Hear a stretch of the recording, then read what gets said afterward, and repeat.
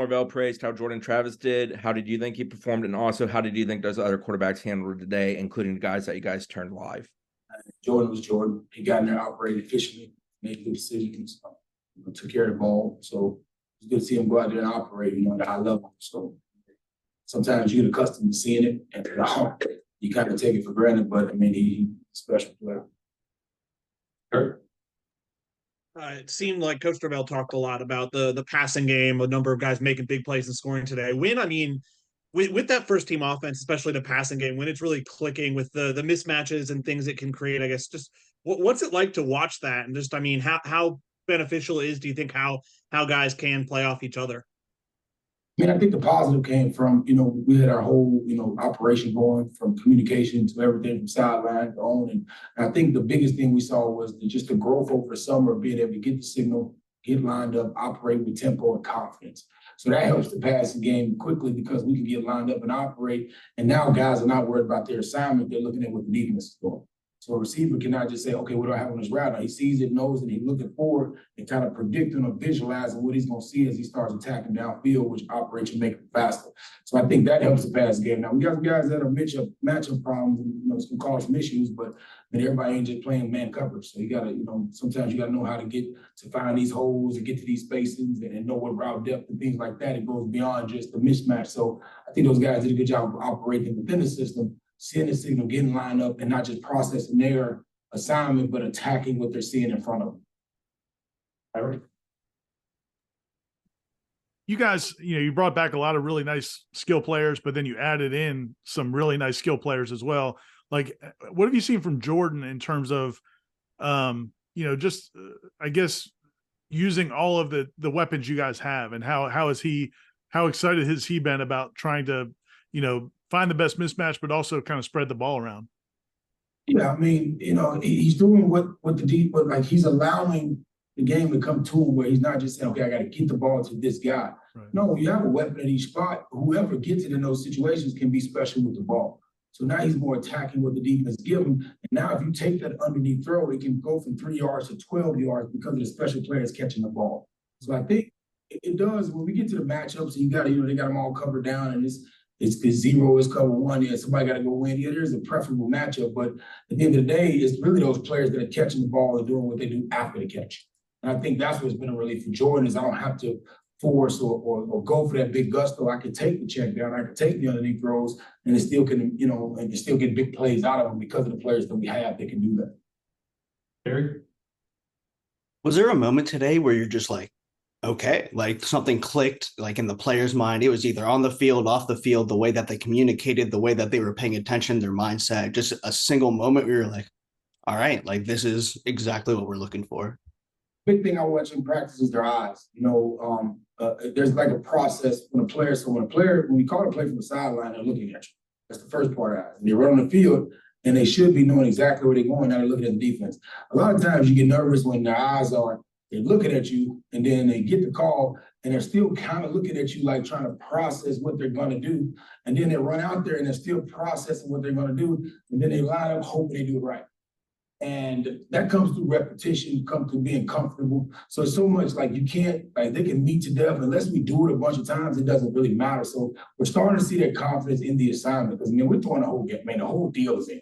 We're not eliminating. So, for them to start to settle down, the installs settle down a little bit, to see them operate with efficiency, that was the moment I saw it as far as like they're looking at you when you call the play in the huddle. When they take the field, they're looking at the defense and they're going right to their spots. The more we can get that thing sharpened, the better we can operate. Sure. Coach Norvell said, I think Dustin Hill had a nice catch in 2-minute drill today. It seems like he's good for a real nice play a day, pretty much. How impressed have you been? For a guy who's out of organized football for so long, how he's hit the ground, and it seems like there's no freshman wall he's kind of hitting either. That's just mindset. Our job as coaches is we have talented players.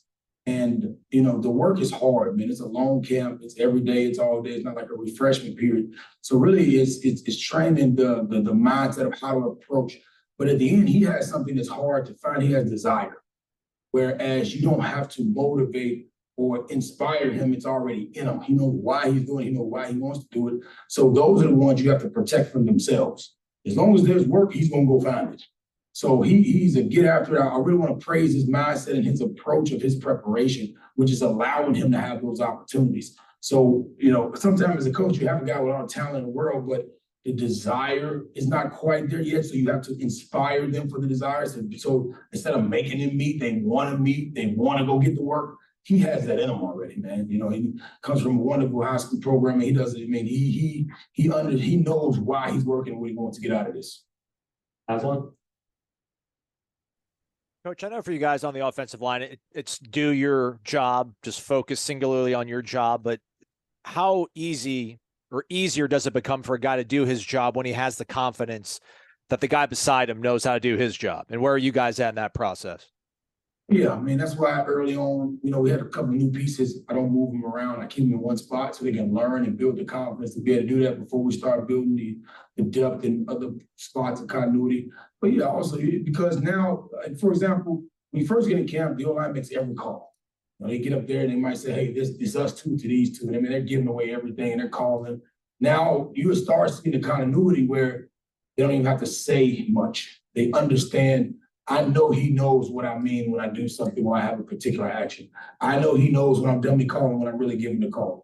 I know he knows why I'm widening out here. Those things come with the continuity coming. And we have a bunch of that. We had a bunch of guys, that out there that's played a lot of reps. So, I am spoiled in that fact. I've had the same guys for a while. But those new guys starting to see them take on that where they're building that relationship in that room, the continuity. That I give those guys a salute for that because the closeness of the room is starting to show with what I'm seeing in the less, I know this is going to sound crazy, less communication because they already know the guy knows.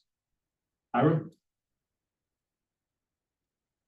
Coach Norvell said that he thinks Darius is playing, his best football since he's been here.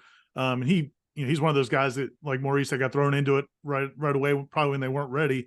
How much fun has it been to watch him this year, kind of being healthier and bigger and stronger? And we already know about his versatility, but how far has he come even from last season? Darius embodies the total of what we want a guy to become once they get into that 4th and 5th year of when all 5 spots, knowing how to practice, knowing how to operate, knowing the expectation. He is the embodiment of that because when we got in, he had the shoulder surgery and then he had a knee deal last year, and now he's fully healthy and ready to roll. So he's having fun. He's playing with confidence. And that's what I tell those linemen. The game doesn't get fun until you know what to do and you're in good shape and you're strong. It is not fun to play with line when you don't know what to do, you're not strong, and it's hard to get through practice. It's not an enjoyable experience. He's getting the fruit of those labor where now it's fun. So that's when you start playing your best ball because I know what to do. I know what to expect. I know how my body's going to feel when I'm tired. I know what's going to hurt when it happens. I've been there before. So some of those young guys, they haven't hit that fun part yet. It's still a challenge for them, and I'll make sure it's a challenge in how I operate with them. But he's at the fun part of it. Now it's oh my, I love coming to practice. I love coming to work because I know what to expect. I know what to do, and if I have a mistake, I know exactly what I did right after the play. For the last one.